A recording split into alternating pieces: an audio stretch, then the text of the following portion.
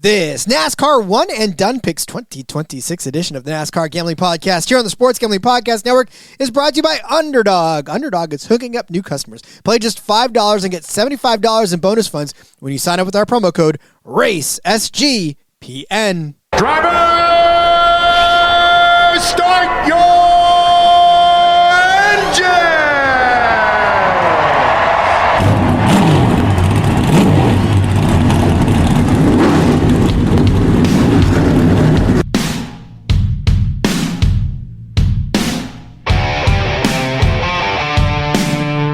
Strap in and pull those belts up tight as the Sports Gambling Podcast Network presents the NASCAR Gambling Podcast. I'm just gonna put my foot on the floor and I'm not lifting till I see God or a checkered flag.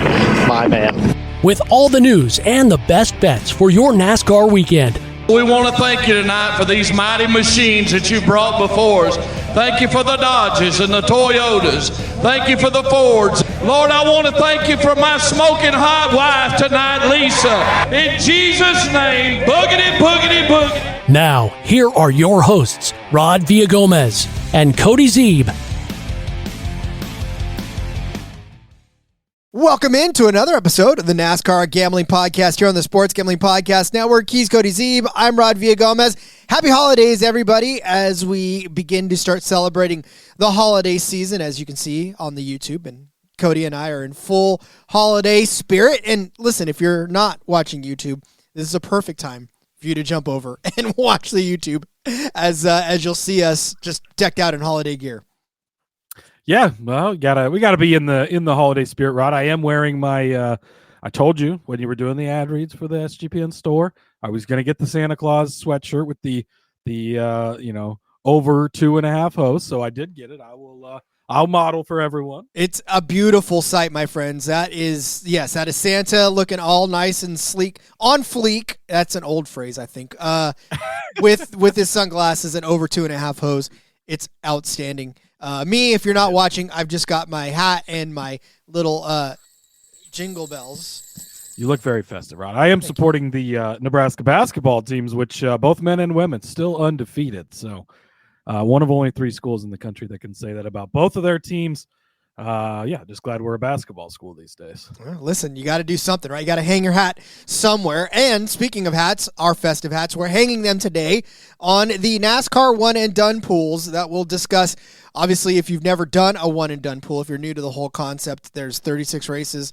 There are 36 drivers in the field. You pick one driver to be able to finish. It doesn't have to win the race, just finish well, score points, and continue to move on. It's not like Survivor pools where you got to pick the winner, and if you don't pick it, you're out.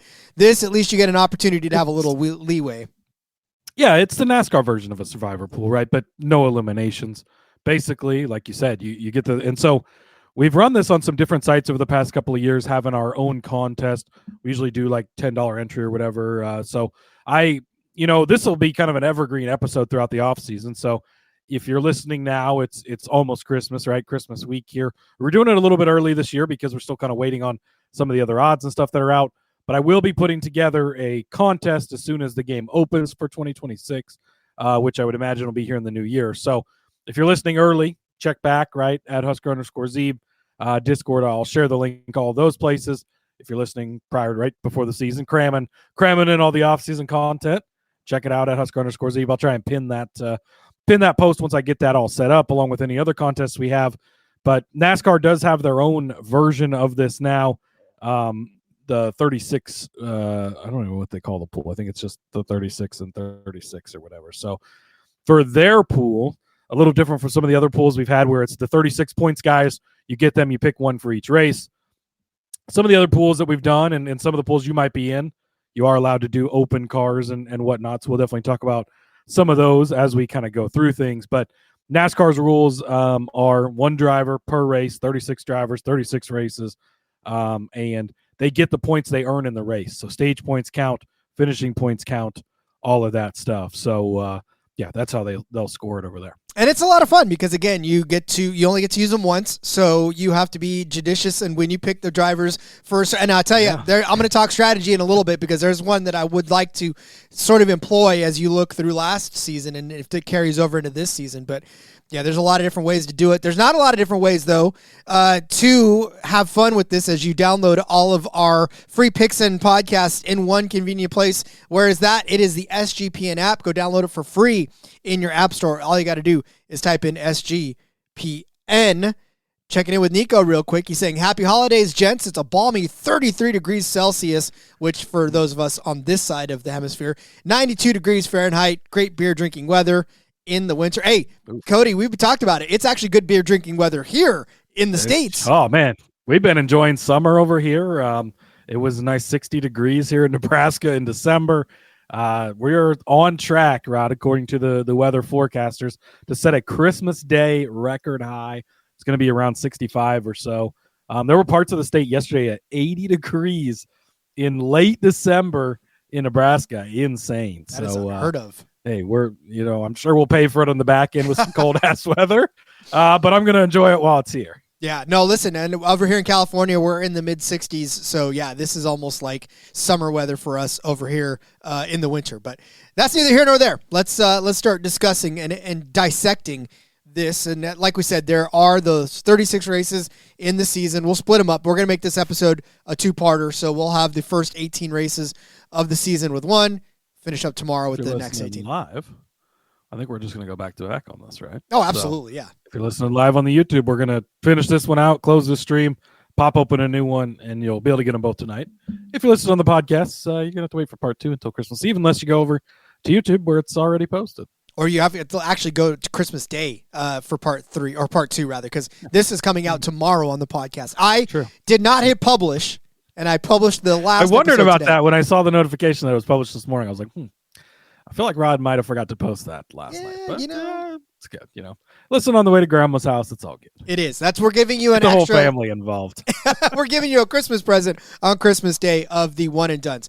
So again, 36 drivers, 36 races. We'll pick one for each one of these. And again, they don't have to win the race, but they do have to do well, and they do have to be a driver that you got your eye on. So I feel like now's a good. There's a couple of news stories to get to, right, Cody? What do you got on the news desk? Yeah, there's a couple of things fresh off the news desk here, Rod. So I will pull up the news. Actually, that's just my driver's list. Cody Z, journalist extraordinaire. Where I have the actual news at. There was been some announcements here lately. We learned a couple of weeks ago Nick Sanchez was informed he wasn't going to get that 48 ride with Big Machine Racing, so we assumed somebody came in with more money. It was an optometrist, a doctor of eye surgery, Ron, that jumped in. Patrick Starpoli. He's going to be full-time in the Xfinity Series, driving for Big Machine Racing. Look, this is what the sport is. It's unfortunate. It sucks definitely for a lot of reasons, but this is what racing is. This is what racing has been for a long time. What racing is going to continue to be. It is a business, and money speaks, and this is not a cheap sport, right? You don't grab a basketball and throw up a hoop and go play the game. Racing is an expensive sport. If you bring money, you're going to have an advantage over some others, whether the talent's there or not. TBD on Mr. Patrick Starr here, but he gets the ride because he brings the money. So I guess congrats to him for getting that ride. We'll see how he does. Nick Sanchez set a pretty high bar in that 48 car last year. I have a hard time seeing Patrick Starpoli living up to it, but TBD. Hey, Parker Kligerman set a high bar in that 48. So, I mean, Nick Sanchez just sort of took the mantle, and now Patrick Starr just proves to me I'm paying too much for my optometrist in all rights and accounts. So if you can field a NASCAR team, I'm paying too much for your services. Yeah. Ford notably has been lacking in the O'Reilly Auto Parts series. And that's going to change a little bit. They are adding Hettinger Racing, who's going to step up and become a full-time team in the Xfinity Series with Ford and Roush Yates this year. Their statement, this is about putting the right race team in the right place at the right time. The NASCAR O'Reilly Auto Parts Series has incredible momentum. So Ford's obviously looked around the room, realized that they're only standing there with a couple of cars, and they're like, yeah, we better do something about this, right? So I've not seen any driver announcements on that yet. Nick Sanchez looking for a ride, so who knows? We'll see. But, stay tuned for that. At least Ford's going to get a couple more cars out there. They had a lot of their cars poached by Chevy this past offseason. The Haas factory team moved over there. The Sieg team moved over there. Viking Motorsports moved over there. Quite a few changes as far as the Ford camp went in Xfinity, now O'Reilly. So, at least Ford is not just giving up on the series, which is good to see. So adding that Hettinger Racing team. I would like to think that they just realized that, or maybe they knew something like this was coming down the pipe and they didn't mind losing a few of the major teams. But Ford was looking pretty sparse there. We said it in the earlier episodes. We were like, it's going to make picking the top 4 a hell of a lot easier than it would have if none of these guys had jumped ship. Yeah, absolutely. I mean, it's still. This will probably give us hopefully enough cars to be able to get those bets in, because if there's too limited of cars, they just won't offer the bet at all. So hopefully we'll get some opportunities on longer shot Fords, particularly on the super speedways, but maybe even the road courses too, because you're not really going to have a ringer over there likely. So that'll be interesting. One last final piece of news that we haven't had a chance to talk about yet. Tricon bringing back a couple of their truck drivers for 2026. Tanner Gray and Gio Ruggiero both returning to the series, to the team. So that's great to see. They're obviously guys we've talked about a good bit. Gio Ruggiero, especially down the stretch, really kind of coming into his own. Excited to see what he can continue to do over there. And then they're obviously going to be joined by Caden Honeycutt, who's taking over that flagship ride in the number 11. If they gave us truck series head-to-heads and we had to pick between the three, I'd say three, but the three major Tricon trucks, I guess. Let's just put Tanner against Gio, who finishes better this season. Yeah, I think I'm going to go with Gio. I think Gio's got the higher ceiling, right? I think that the Tanner's kind of established as a good, solid driver. He's going to have your upside. But Gio seems to has that potential breakout. So, I would take Gio. I think you'd obviously probably get plus money on the side of Tanner Gray. But I'm excited. Look, these guys are good truck drivers. They're in great trucks. We know that this is a solid stable of trucks, right? And we'll see what they can do without Corey Heim, because that's definitely going to be a big question. But Gio's looked great. Tanner's looked great. So good to see those guys getting brought back for another season.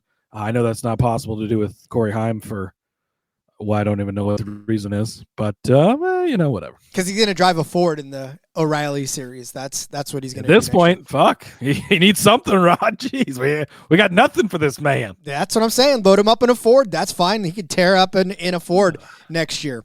All right. So that'll do it. Hey, Books, if you're listening, that's a market that is very good to tap. So if you're the highest finishing team, right, you could set it up like a group and just sort of give us all 2, 3, 4 and rock from there, right? Yeah, season long head-to-heads on Craftsman Truck Series guys. Like, that's the type of degen shit we want to talk about and bet on, Rod. So hook us up, Books. You're dragging a lot here this offseason. We only got 54 days. Ty gives days until the Daytona 500, Rod. I know you're excited about that. I am as well.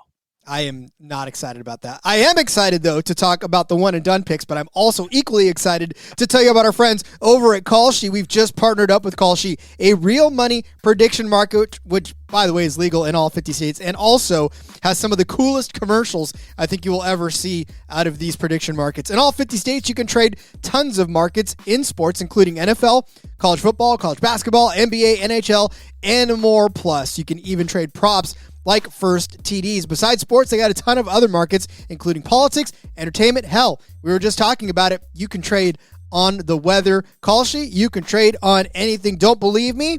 How about mentions? They've got a little under they got mentions, and it says, what will the announcers say during the Dallas at Washington pro football game? And they're giving you no good as the leader at 64%. A yes will get you 62, a no 62 cents, a no will get you 46 cents.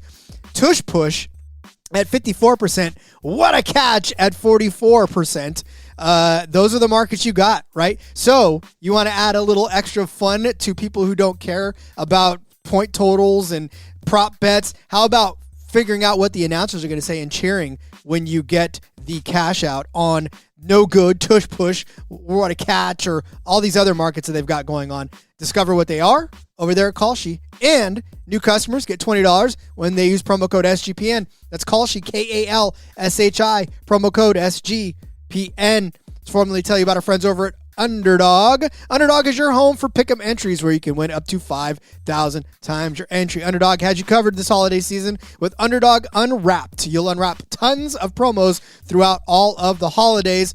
We're talking about that fun Sunday NFL slate that's coming up, or not Sunday, how about tomorrow or Thursday NFL slate, the Christmas slate that's going on. How about Javonte Williams? He is set for a half of a rushing and receiving touchdown in this game. His projection is there. It doesn't matter to me anymore because I'm out of the fantasy championship, but give Javonte Williams a touchdown against the Washington Commanders. Take the higher then in that instance. Plus, if you're a brand new customer, play just $5. Get $75 in bonus funds when you sign up with Underdog with our promo code RACE, SGPN. Full Christmas slate for those of you who do not want to pay attention to the family happenings that are going on in your house. Some interesting games, Rod. I just posted the article with all picks for all three games at sportsgamblingpodcast.com. So go check that out. But I think we're going to have two third-string quarterbacks and a backup quarterback starting on actually, they're all three third-string quarterbacks. Yes, yeah, we're going to have three third-string quarterbacks starting on Christmas Day. So probably not what the NFL intended when they scheduled those games, but that's why you bet on them, because it makes it more fun. Yeah, don't worry. I've got something later on one of those backup quarterbacks. Just not on Brosmer. I'm not really caring about the Minnesota situation, but yeah, we'll get there later. All right, let's talk NASCAR. Let's talk racing. Let's talk one and done. Obviously, the season starts with the Clash, but the Clash is not covered in the regular race schedule. Point-paying races only, Rob. Indeed. So the duels don't count either. So we start with the Daytona 500, baby, a super speedway race, wide open to anybody. This is always the fun part of these because there's four now? Well, 6 if you count Atlanta. But 6 of these opportunities to use drivers that you don't always get to use. And, you know, that's what makes this fun to start out with, because we can burn almost anybody and call it good. Yeah, and I mean, that's just the probably obvious statement to make, but statement that needs to be made nonetheless, right, is this is where you burn somebody that's a lesser driver, that's not going to be used at a track down the road, because obviously you have to use everybody in the entire field. So you're going to want to look at one of these guys farther down on your list and grab one of those guys. Now, if your pool allows, we know that there's going to be open cars entered into this race. Obviously, they will have to qualify their way in. Guys like Jimmie Johnson, guys like Justin Allgaier are going to be entered into this race. I know there's some other open cars that are entered and or coming soon to be entered. So, I know that you've got thoughts on one of those guys, Rob. So every year, it's almost like clockwork. That comes around the Daytona 500. You find out Jimmie Johnson's going to be in the race, and Rod hurries. A tradition like no other. A tradition like no other. I should get a green jacket for as many times as I do this. But no, listen, it's Jimmie Johnson. And if you've listened to this show for 10 minutes, and the people that hate me know that I love Jimmie Johnson and love to harp on it every time. But I don't care, because, I mean, this is the perfect situation in which to not only use him for a one and done, if you're allowed to do so. Again, check the rules and regulations on which drivers you're allowed to use for the pool. But like we said before, there's been times where we've been able to use these one-off drivers and sort of not worry about burning through one of the regular charter drivers, in the field. So they are chartered now, Rod. True. And they're evergreen, premier. They're a premier charters. Premier drivers, much like the Legacy Motor Club, which Jimmie Johnson drives for and owns. So, listen, there's no real analysis in this, and just that Jimmie Johnson, there's nothing that you need to hear that you haven't already heard about Jimmie. Winner of this race before, 7-time champion. Like, if there's a place to use him, this is it. Yeah, absolutely, because you're only going to get a few starts from Jimmie on the season. This is obviously going to be one of them. You're not going to use him at San Diego when he starts there. And look where he finished last year. Where did he finish here last year, Rod? Top 5, my friends. Top 3. 5. So he's absolutely in play. Justin Allgaier as well. Both of those guys are great options. Again, if you're playing outside of the NASCAR.com official website pool, you might have those open car options. Those absolutely are great options because you're not going to have other chances to use them likely. But picking one of the 36, Rod, I have 2 candidates that I'd like to propose to you and one that I would really like to play. The one I would really like to play is one Tyrone Dillon. He's returning again for Colleague Racing in the number 10 car. He's been really, really good at Daytona. 22nd here in the fall, 14th last spring, 11th place here in the fall of 23. Did have a 40th place in the spring of 23 in the 500. That happens. But before that, 18th, 11th, 22nd to 30th. Some bad ones mixed in there, but 4th place, 6th place, 10th place, 6th place. He's got the ability to do really well in these types of races. Doesn't get much when it comes to stage points, so you are going to kind of pass, I guess, on those likely, depending on how things go. But I think you'll get a good finish out of Ty Dillon if we want to use him week 1. Yeah, and again, that's one of the ones where we just said we could play just about anybody. Ty Dillon is pretty much anybody. I like it. But I want to hear the other two that you have to pitch first. I want to hear what you have to pitch on the other two. The other one that I was mostly focusing in on was Cody Ware, a 14.3 average finish here since 2022 in the next gen era. He's been pretty solid. 20th here in the spring, 25th or 20th in the fall rather, 25th in the 500 last year. But before that, a 14th place in the fall of 24. No, a 4th place finish in the fall of 24. Maybe I need to see Dr. Starr get my eyes fixed here, Rod. 14th in the 523, 6th place in the fall of 22, 17th place in the spring of 22. So some pretty good runs, and even next gen or pre-next gen era, 28th, 21st, 21st, a 39th sprinkled in there, but a 21st as well. So he's been pretty solid. Again, you're not going to get stage points really out of him. But another guy that there's just not really any great places to burn him. And you're going to likely play these guys at super speedways. So then do we do Ty Dillon this Daytona and then save Cody Ware for the fall Daytona, or does that potentially? So one other curveball I could throw at you here, Rod. AJ Allmendinger is available. Now, AJ Allmendinger, you would typically say for a road course, yes, but he's not really been great at road courses lately. So one place he is good is at super speedways. Now, he finished 26th here in the spring or in the fall, so not a good run. He blew his motor, sadly, in the spring and finished 41st.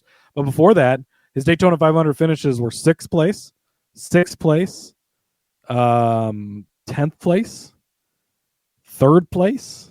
Oh, those are his 500 finishes in particular, but been good here in the fall as well with some good runs. So, yes, typically you'd consider saving him for a road course, but are we past road course AJ Allmendinger in the Cup Series? It seems so. Sad He's to another say. potential, and I think he'd be very different. I don't think a lot of people are going to play AJ first Daytona race of the season. So if you want to be different, another solid option, in my opinion.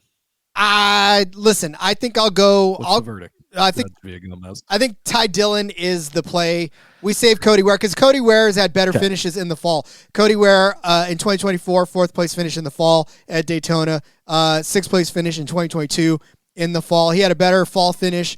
It wasn't huge, but a better fall finish last year, a better fall finish the year before that. So I say, yeah, we just keep Cody Ware in our pocket, but we'll play Ty Dillon this time. Done. Ty Dillon is written in pen on the Daytona Square, Rod. Let's move on to the Echo Park Speedway, a.k.a. Atlanta Motor Speedway, formerly known as, where we're going to do the same conversation all over again because it's another track that is a super speedway track. That's the drafting track is what I was looking for, Rod. It's not a super speedway. It's a drafting I get it. track.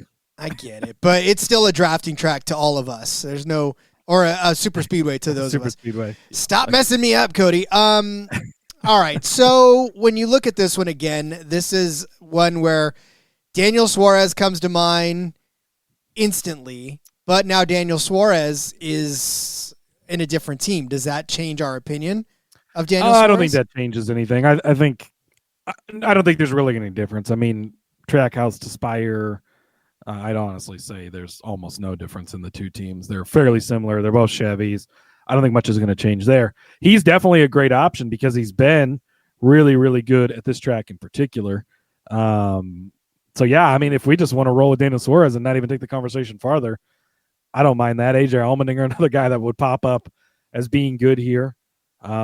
Suarez did finish bad here both races last year, 34th and 33rd. But prior to that, obviously, it was very good. Second, first, second.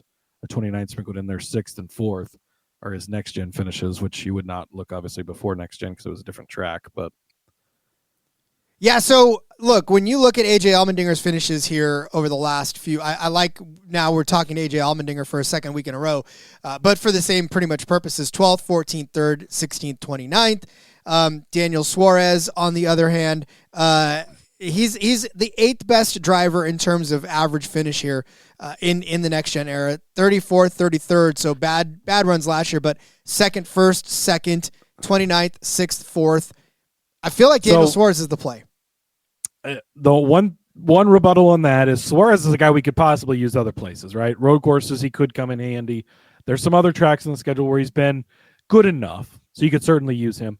The other argument against AJ Allmendinger, especially as the season goes on longer and on road courses, is the Dodge relationship.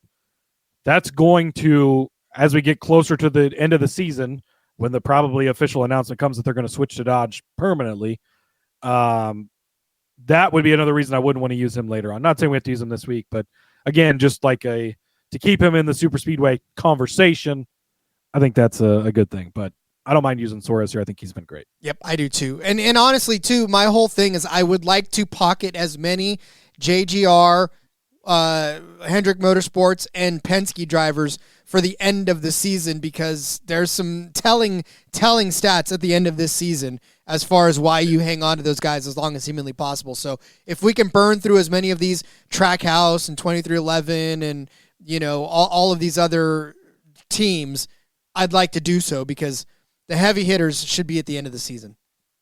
Done. Daniel Suarez blocked in. He is the Atlanta pick, Rod. Boom. All right, where are we going next?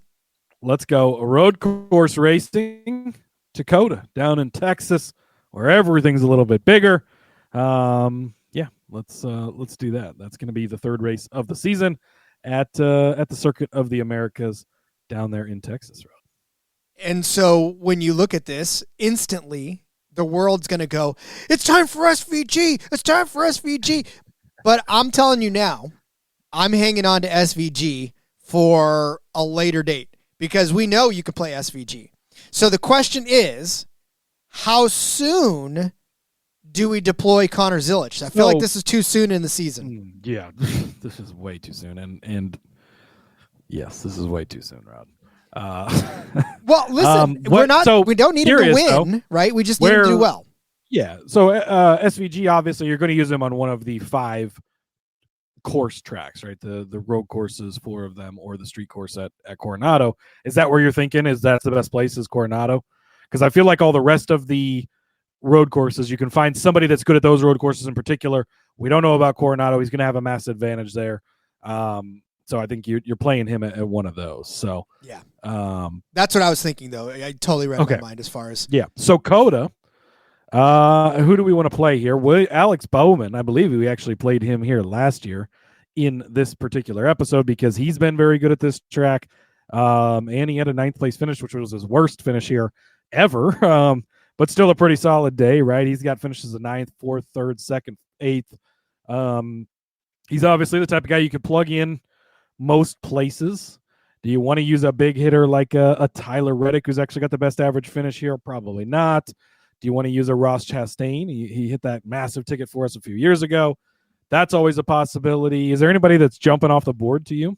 The problem is that, like I said, with the Hendrick guys that I want to keep in my pocket, Bowman's not one of those. I feel like we could burn him now, be okay for the rest of the season, because consistency is consistency, and that's great. But I do love the point that he does have an average finish here of 4.5 over the course of the next-gen era, which means, you know he's going to be a top 5 finisher week after week after week here, and second only to Tyler Reddick in that instance as well. He has not finished outside of the top 10 in his career at COTA, 8th, 2nd, 3rd, 4th, 9th. You can't say that about any other track that he's been on. So I feel like this is the best place for an Alex Bowman. Yeah, I agree. One other guy I would throw out there, a Todd Gilliland, 10th place here last year. He had a 26th and 24, but 10th and 16th in his first 2 starts. He's a guy, there's not going to be a ton of places we're going to use him at. potential, right? There's potential there. He's been a guy that's good at road courses. I think Alex Bowman has the higher upside, but do you want to save him for an oval later on? Being a Hendrick car, I don't know. I could go either way. No, I think Alex Bowman is the play. Because, again, as the other, I guess I should have specified there are 3 Hendrick drivers that I want to keep in my pocket, and Alex Bowman is fine to Alex use this Bowman is no longer in your pocket, Rod, because he is on the sheet for COTA. on the sheet. So Hang tight. Alex Bowman it is. Alex Bowman it is. Let's check in with ooh. TK. TK, talk about JJ's top 3 might be the shot this year for the random top 3. I don't hate it. He also says, if anything, Spire having Hendrick engines are more likely to be faster than Trackhouse, but the team needs to be consistent. Talking a little bit about Connor Zilisch being strong against racing for the second year in a row. Could save Connor Zilisch for later, which we will. And then saving Kyle Busch for a specific race. Save him for real late. Yeah, Busch has been good at COTA. He's definitely another option. I think there's probably other places we could use him later on. So we'll keep the 2026 champion in our back pocket, Rod. Holy cow. Also, we missed Marcus at the top of the show. Sorry, Marcus. You were in before us. But he said first, hi, what are your plans for Christmas? New Year's resolution and predictions for 26. Well, we've been telling you lots of predictions already, so we'll stick with keep checking out the show for that, right? Christmas, I don't know, Rod. You got anything crazy going on? Nice quiet one. Same thing we always do. Like, girls wake up, Hey, we all, eat breakfast, and then they open presents and just kind of hang out the rest of the day. We'll watch Elf. That's the biggest thing we'd love to do on Christmas Day. So, yeah, that's our big tradition. There you go. Love it. And Marcus also predicts Christopher Bell is going to win the Clash, the most races in his career, have a banner year, and win the championship. Probably shocking news to everybody listening, but that's what Marcus thinks. Indeed. All right, we've got more races to get to, but I want to tell you about our friends over at Novig. We're also brought to you by Novig. Novig is America's #1 sports prediction market. With Novig, you are getting the absolute prices. Do not believe me? Well, let's talk about that pro football game that we're going on Christmas. It is the Cowboys and the Commanders. The Cowboys for Novig, -7.5 is what you're getting on that, but you're getting it at +106. So you can get Dallas by just over a touchdown at +106. You feel fancy about the Lions beating the Vikings by a touchdown and a half, +105 for that. How about the Denver Broncos? Most places are giving you not very good odds at the 13.5 spread for the Denver Broncos, but Novig is giving you -103 for Denver to beat the the Kansas City Chiefs, who will no longer be the Missouri Kansas City Chiefs, but they'll be the Kansas City Chiefs. That's a whole different story. So make sure you get down on Novig right now. Download the app. Get $50 when you spend $5. Use our promo code SGPN. Get in on the action with Novig. Promo code SGPN. Rhythm has been absolutely crushing it this season, especially on props in the NFL. They've been really good at identifying when to fade players and take those unders. College basketball up and running. 300+ schools. Rhythm has predictions for every game, every night, which, like a fine wine, pairs nicely with the daily TCE shows with Matt, Colby, and Noah. Every game, you are prepared. Sign up. Super easy. I know, because I could do it. So if I could do it, you could do it. Run predictions off the house model or make your own and play with the sliders. With so many sports in the holidays, it makes it easy to get an elite prediction on a game so I can focus on all kinds of other sports. Let's talk about that Kansas City Chiefs game again. How about Chris Oladokun, right? Oladokun is the starting quarterback. Say that 3 times fast. Say it once fast. I don't care. Chris Oladokun is the starting quarterback for the Kansas City Chiefs.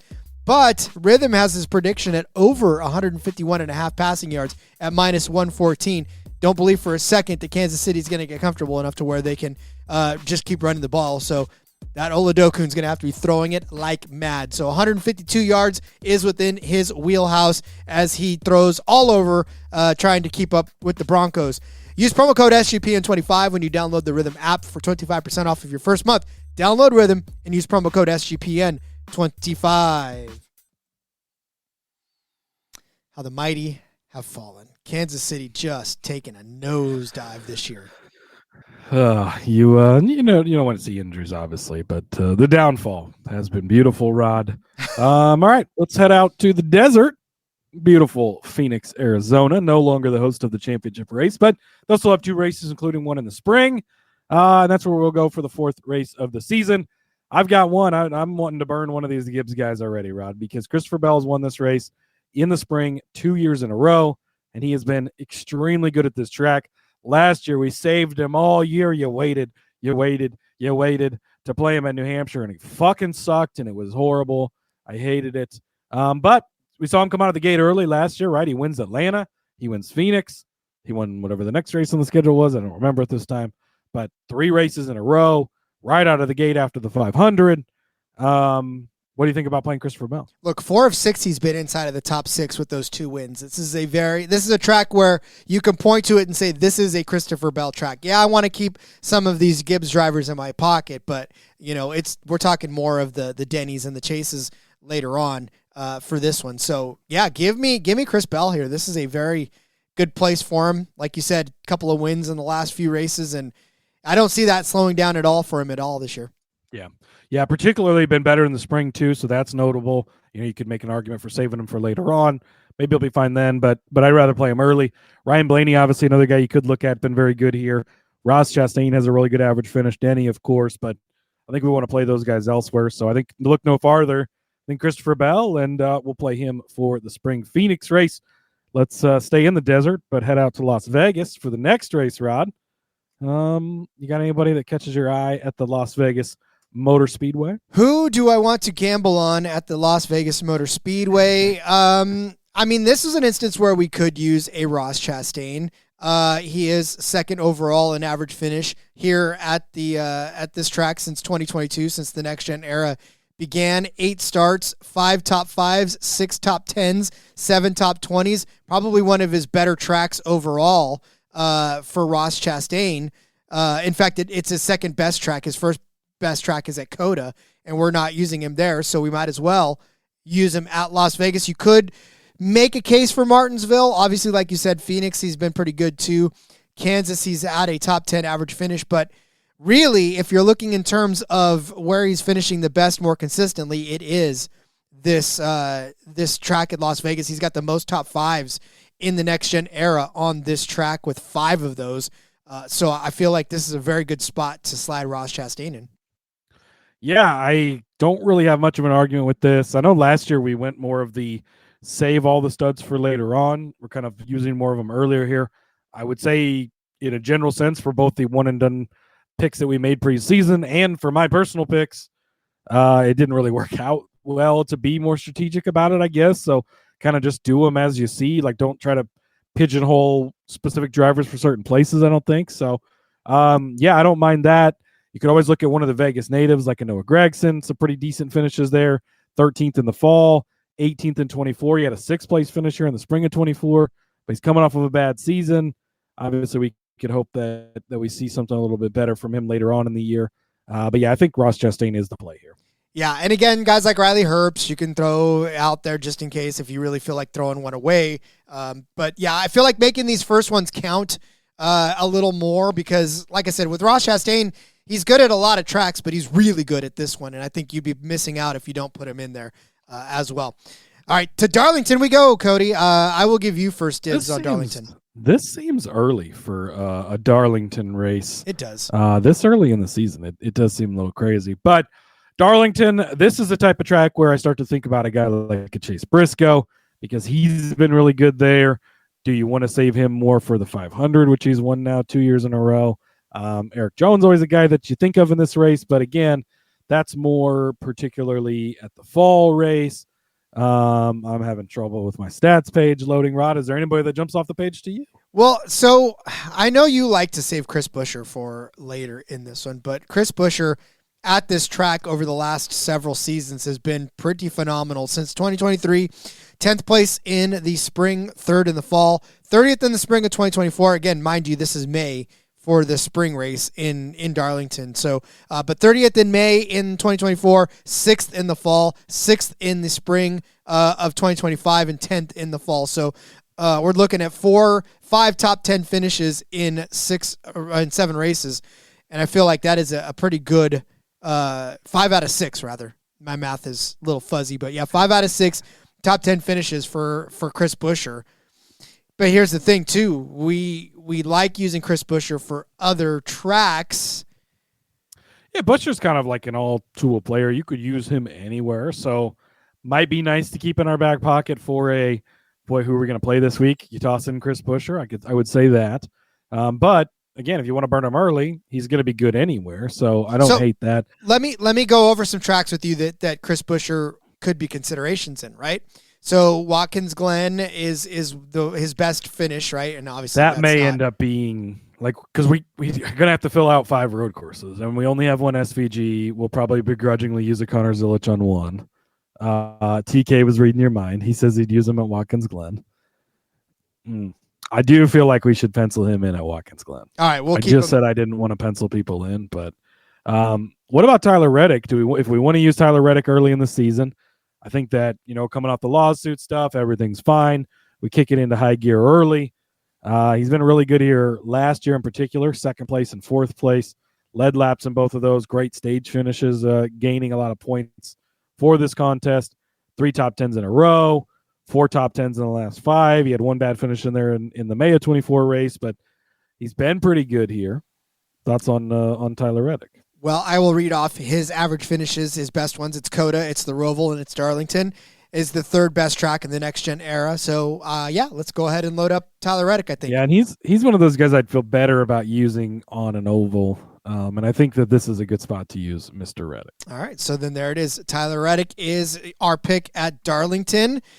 So then we move on to Martinsville. We go from one beautiful little short track to another. Martinsville Speedway. Who do you got from Martinsville? Ryan Preece? Are we jumping on the Preece wagon already, Rod? Actually, I love that question mark. I think so I guess the argument would be there, especially in an even year, to save him for the fall Martinsville race.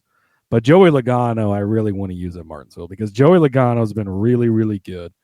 But I do think, I don't know, it's an even year. Do we think, we don't know the points format yet. What do you think about saving Joey for later, or do you use him early in the spring race? So then I guess the question to you, or the question for us, if we're considering this, do we think he's going to get out to a decent enough start to use him at an early race, or do we save him for later when he starts picking up steam? Because this is another race that's earlier than it's been in the past. So you talk about Joey Logano getting out to a decent enough start to use him this early, or are we waiting on him? Because here's the thing. 8th place, 8th place, 10th place, 6th place, 5th place, 2nd place, 6th place, 2nd place, 10th place, 6th place. Like, he has not finished outside of the top 10 since 2019 in this race. So you could use him winter, spring, summer, or fall at this track.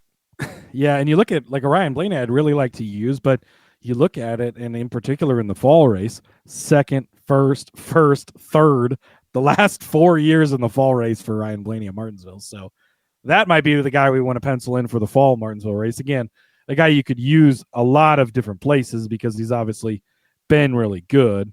I don't know. Do we want to use Joey this early? Do we want to save him for the fall when you expect him to pop off more? I don't actually, you know what, in really considering things, I don't know that there's a time when he pops off because he's been top 10 every season, whether it's the spring or the winter. So, but I mean, like fall Phoenix, we could definitely use him. Like, you could just insert him in a random playoff race because he's probably going to be good.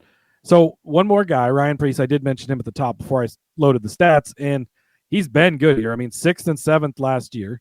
6, 7. Sorry, I had to do it. 6th and 7th here last year in his first 2 RFK starts, so really solid runs.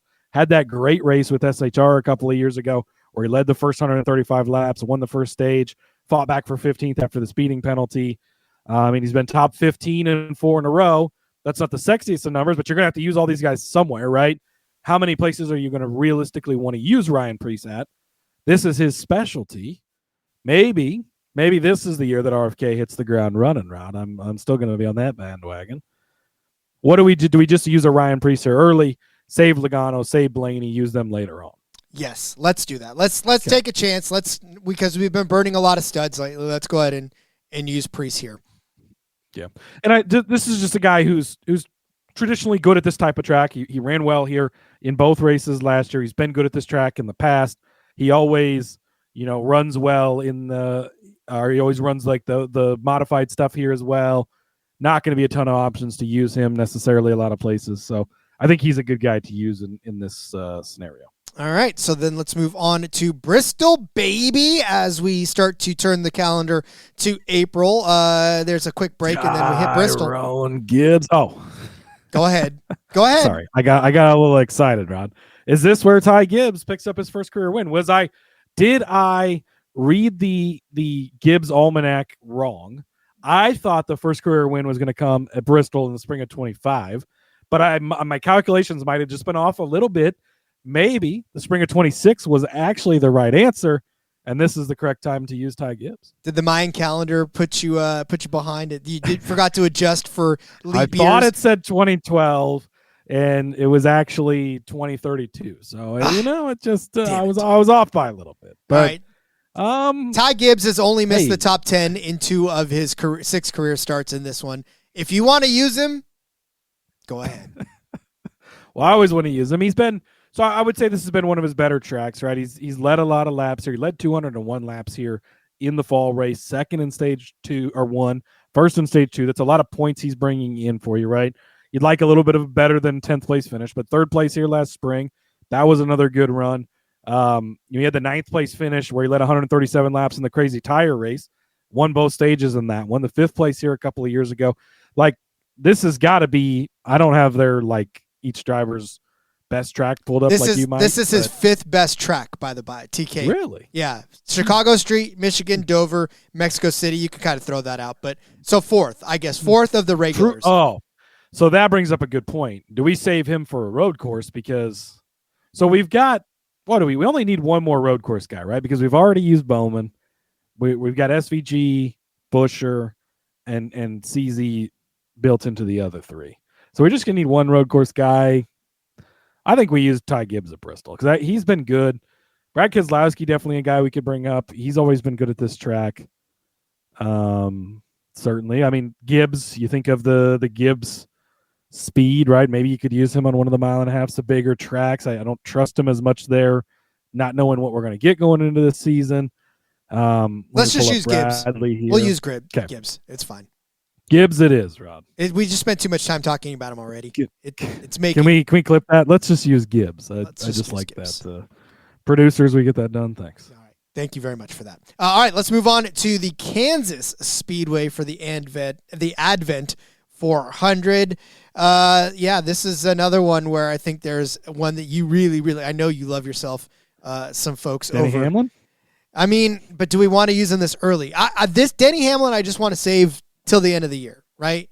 Because I feel like... Well, yeah, that's when he chokes things away, though. Exactly, but he's really good earlier in the season. Well, I don't know. He choked it away the last end of it, but this is where... Yeah, I mean, this used to be like plug and play the 2311 guys, but I just don't think we're there anymore. So, first 1.5 miles of the season, is this where you would just pull second, I guess we've been to Vegas already. Do you just pull the trigger on a Larson already? I mean, he's obviously going to be really good at these types of tracks. Or do you want to? Here's the thing. Been really good at this track. Do you want to just kind of sandbag it a little bit because there's other places to use Larson and Hamlin, and we could probably take this one as sort of a Bubba Wallace. Look at Denny here, though. We're going to use him at Talladega. Second, he had the 36th in the spring, fine, but 8th, 5th, 2nd, 1st, 2nd, 4th, 5th, like. Danny's been really good at this track. All right. If we did that earlier, you say that about everywhere. Rob. It's true. That's true though. But if we did this earlier and we'd said that with Ross Chastain being as good as he's been, and that's one of the tracks that he's good at, we should probably stick with that philosophy and just use Denny Hamlin. There's nobody that's really super jumping off. So if we don't use Denny, who are we going to use? Well, that's what I'm saying. We've already used Bowman. We've already used Bell. How far do we you sandbag? could burn a Blaney, but you don't really want to here. Bubba's definitely always an option, but he's just not been as good here down the stretch as he once was. Then you're starting to get into the weeds a little bit, which again, we're going to have to use guys eventually. I get it. Well, Denny's been so good here. I think we just plug him in. Yep, I say that too. You've convinced me to use Denny Hamlin for Kansas. Talladega. I'm glad you wanted to save all those Gibbs guys since we've used 3 of them already. Sometimes you just have to adapt your strategy. 9 races in. I was going to say, sometimes you have to adapt your strategy to just go with the flow. I wanted to go one way, but helping us out, by the way. McDowell's the other road course guy. That's definitely the other guy we got to plug in. So yeah. All right, Talladega. Do we want to use the Bubba Wallace angle on this one? No, I think you say Bubba for an oval track because he's good, right? Indy's a place you could use him. I mean, you could use him at any of the 1.5 miles, the Michigans of the world. Like, I think you have to burn another shitty driver here, Rod. Well, maybe not too bad. How about Todd Gilliland? Well, okay. I mean, yes. I would put him farther down on the list than above Wallace. But yeah, I think like these are the types of guys, right? Is the Todd Gillilands of the world, although I feel like there's spots we could use him certainly, but he's been really good here. Mm-hmm. Second last, I will fall, say that 16th in the spring, 23rd, 8th, 12th, 10th, 7th, 27th. So Todd Gilliland. I'm already writing it down. Boom. Gilly Gang unite at Talladega. Boom. I'm writing that on the sheet. Gilly Gang. Gilly Gang. Okay. That was pretty simple. Next. Next, we move on to the great state of Texas for the Texas race out there, the spring Texas race, as it were. Another 1.5 miles. Looking at guys like Byron, Logano, Suarez, Keselowski, we might be able to use here. That's an interesting play. Keselowski is an interesting play. Finishes like 28th. Let me read off his finishes so you can make a more informed decision. He had a streak of top 10 finishes snapped since July of 2020. He snapped that in the spring race of 2025 with a 28th place finish. But before that, 2nd, 7th, 8th, 9th, 4th, 2nd, 6th, 9th. Right? A lot of those were in the 2 car, but a majority of them from the last few years have been in the 6 car as well. So it's a pretty good track record. Daniel Suarez, oddly good at Texas. Just to keep that in the back of your mind for betting purposes. Yeah. He's been weirdly good here. That was a side note. Sorry. Yeah, I mean, Keselowski, otherwise potentially pulling the Byron card. There's obviously a lot of places you could use him, but Texas in particular, he's been very good. A lot of solid finishes here. Well, this is his 4th best track, Keselowski. He goes Iowa, Michigan, Richmond, and then Texas. So, as far as average finishes are concerned. What about going to left field and using Riley Herbst? Because down the stretch, he was good at 1.5 miles. He finished 14th here last year in this race. Remember, we used him a bunch of times in fantasy down the stretch. I don't know if we want to throw out a wild card like that yet. It's like, how deep in the bag do you want to go? I know. That's the question, Ron. But where are we going to use him? I think is definitely a question. He's potentially a super speedway guy. You could certainly make that case, but there's only 6 super speedway guys. So Vegas, you could certainly pull the home card track late in the year. I don't know. Herbst or Keselowski, your call. I feel like Keselowski. If we're gonna go with what we continue to do and put the guys in the right spots, then this is the guy in the right spot. We'll figure out the rest of the season afterwards, I guess. We're going down, and we're going down swinging at the end of this. We're going to build up such a big lead that we're not going to need it. And that's what I saw last year from guys was they just built up such a big lead that they were just able to nurse it home. And so that's the other good thing, too, is if you use the knowns early, and this is really what I learned from doing it more last year, right, is if you use the knowns early, the unknowns will answer themselves as we go along because you'll be like, oh, wow, Daniel Suarez is actually – okay, well, we already used him, bad example. You'll be like, Riley Herbst has been running really well on this type of track in particular. You use him the next time that comes up. And he'll be – the later we wait to use him, he'll be farther into his second season, and I'll have a better chance at having learned more and whatever, like we saw with an SVG on the ovals, that type of stuff. So, yeah, I don't mind using these bigger hitters earlier because, again, last year saving them strategy didn't necessarily pan out. Indeed. I was going to do that again, but you talked me out of it, so I love it. Watkins, Glen, we've already picked it, right? We already decided we were going to use Chris Buescher at Watkins, Glen.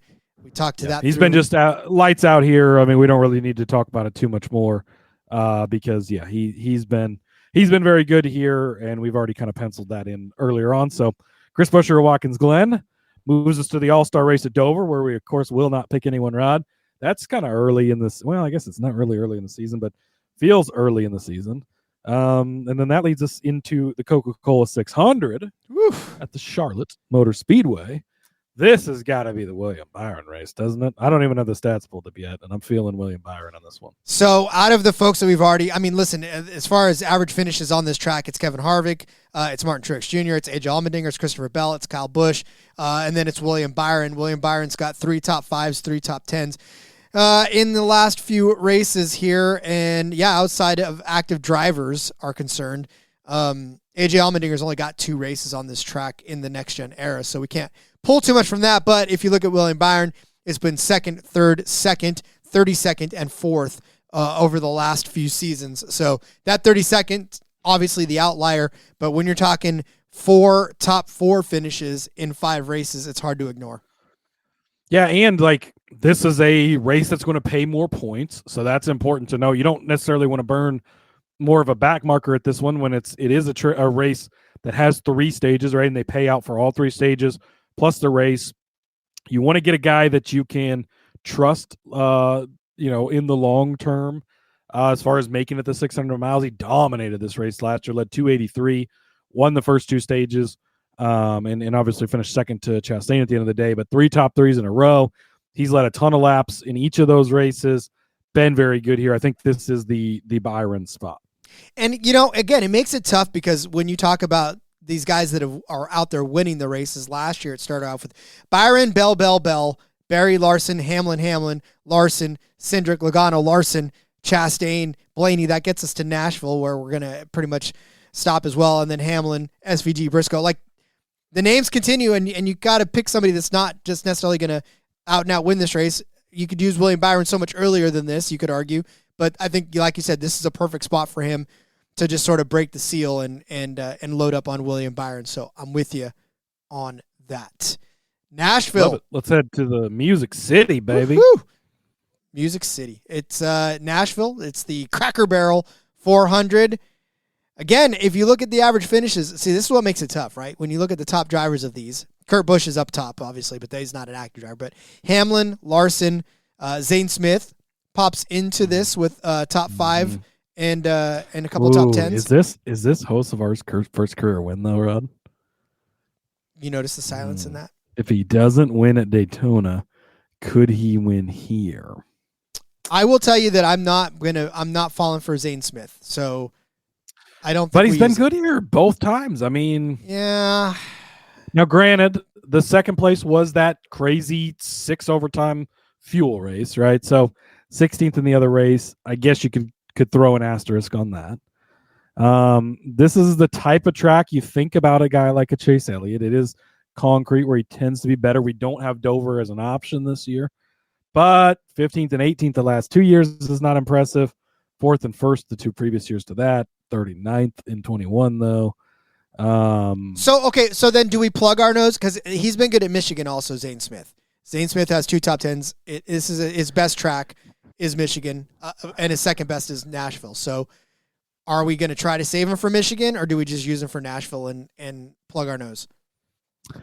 Yeah, I'm not. So I think you're right, though. Don't overreact to the second place because it was 5 overtimes in. Mm-hmm. So I think then you just look at it as a 16th place. Fine, we could plug him in somewhere else where we feel is necessary, Michigan potentially or whatever. I think we hold on that. I think this is Carson Hocevar race. Two good finishes here in his 2 starts. He was also good here in the Truck Series. I don't have it pulled up, but I believe he won here. Second place here in this last year. 16th in his first start as he was building up in that rookie season. It is his best track, statistically speaking. So, yeah, the same exact finish as Zane has, a 2nd and a 16th. But yeah, I think this is Carson Hocevar's first career win, Rod. So yeah, give me Hocevar in this one. Okay, fine. You can have him, and you're getting Hocevar too because I just wrote him down. So it's already locked in, unchangeable. All right, so then Michigan is the next race on the board. We just had the Him-Haw session. You got there quick. Yeah, we did. Yeah, life comes at you fast. Michigan's right at the run. Looking ahead. All right, Zane Smith, plug him in, right? All right, Zane Smith, plug him in. Honestly, this might be a good spot to use him because, as you mentioned, he's been good here. Seems to be good on that intermediate, Michigan, it's a big, fast track. He's gotten the good results here. A Denny Hamlin, who we've already used, is always going to be a good option here. And I would say Tyler Reddick, but really his average finish isn't that good. Ty Gibbs has been pretty good here, Rod, so that's notable. Will you stop? But I do think this is a good spot to use Zane Smith. We just had the conversation about him. You mentioned this is his best track. So let's plug in Mr. Smith. Yeah, his average finish is 7th because he's finished 7th in both of the races. He started 10th in the early race in 2025, started 27th and finished 7th in the fall race of 2025. So feel comfortable about Michigan for young Zane Smith, which takes us to the Poconos, baby. It is the Pocono Speedway, the Tricky Triangle. Do you have somebody that you are super excited about at Pocono? Who do I think about when I think of Pocono, Rod? Honestly, nobody comes straight to mind. Other than Martin Truex, but he's not with us anymore. Well, Martin Truex, he comes up at a lot of places, though. Chase Elliott's been really good here. So Elliott is a hard one to pick, right? Because he's very good at a lot of places. Hitting him in the right week can be tough.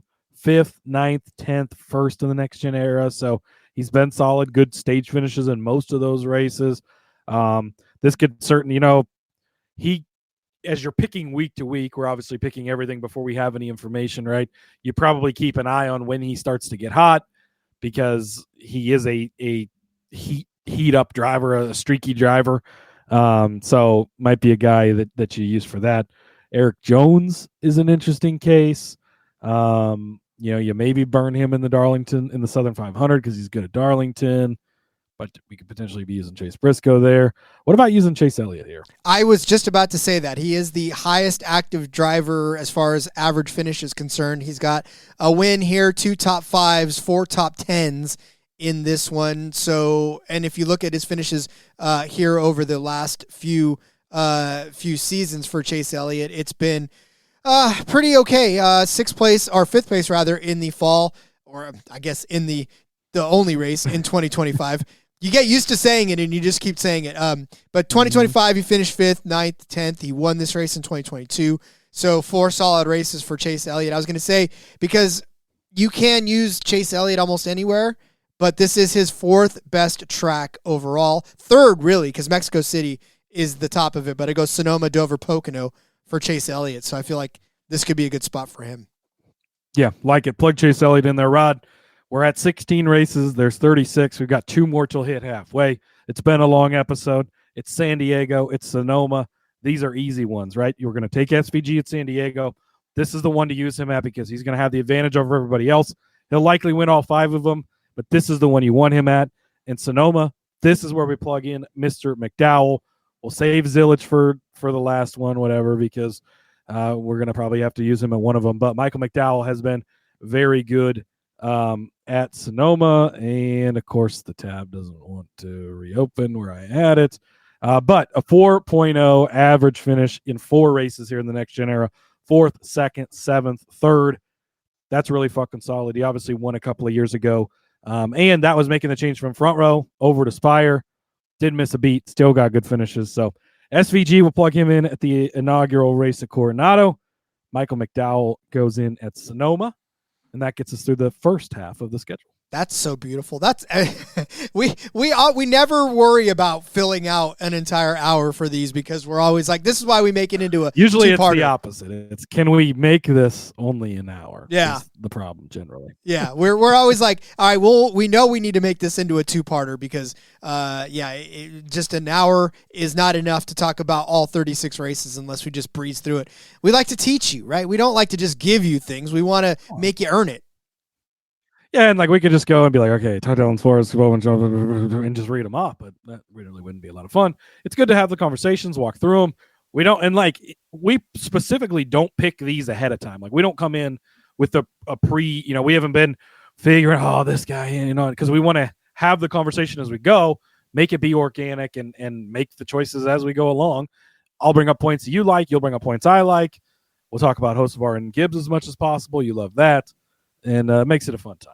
Oh, man, let's get going before I have to think about them anymore. Good thing they're already burned through and I don't got to listen to them in part 2. But you should listen to us in part 2. For those of you watching on the YouTubes, hang tight. We're going to fire right back up with part 2 on the YouTube. And then for those of you who are listening in the podcast realm, hang tight. You'll get it tomorrow morning in your feed. It'll be Christmas morning in your feed. So we'll have that nice little present for you as you're trying to pay attention to your family with your earbuds in, listening to us instead of whatever argument is going on between uncles and aunts. So, all right. That's why the Santa hat's perfect. You just slide it over your ear. Nobody knows you got an earbud in there. It's perfect. Nobody knows. All right, folks, hang tight. Like I said, we'll be right back with more. And for those of you listening on the traditional feed, hang tight. We'll be back tomorrow with more. So in the meantime, Cody, let everybody know where they can find you outside of this space.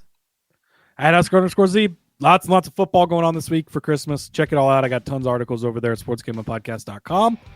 See you guys in a little bit. Follow me on Twitter at RJ Villagomez. You can find all that I'm up to as far as stuff outside of this and me just having fun with my San Francisco 49ers and getting all fired up about officials. That's on the feed there as well. We'll see you guys tomorrow if you're listening traditionally, and then in just a few minutes if you're on the YouTube. So until then, let's go racing and let it ride.